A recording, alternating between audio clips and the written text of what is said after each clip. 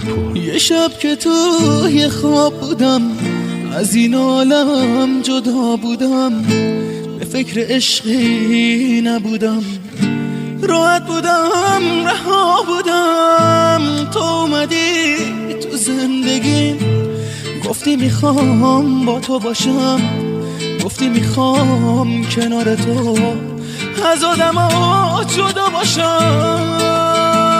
گفتم نمیتونه دلم، گفتی منم مثل تو هم، از آدما خسته شدم، دنبال راه چاره‌ام.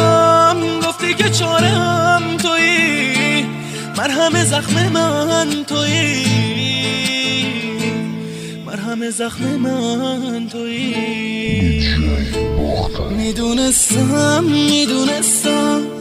میدونستم که تو هم مثل همه آدما قلبمو تنها میذاری. شایدم مثل همه غم روی غم بذاری، ولی بازم نمیدونم که چی شد، نمیدونم که چی شد. یهو شدی عزیزم، تا به خودم اومدم، دیدم برات میمیرم.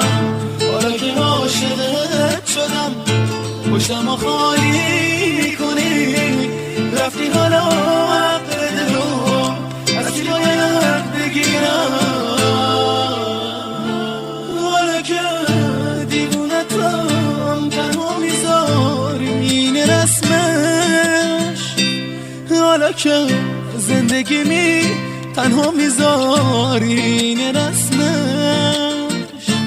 مگه نامسلمونی خدا نداری این رسمش.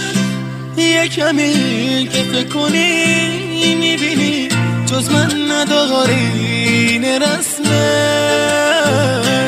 این رسمش. اگه به زور روزگار از زندگیت میرم کنار، میرم که ثابت بکنم عاشقتم دیوونه وار. تو گریه های زار و زار سپردمت به روزگار، این از خودم گذشتن و با یه خاطر خواهیم بذار.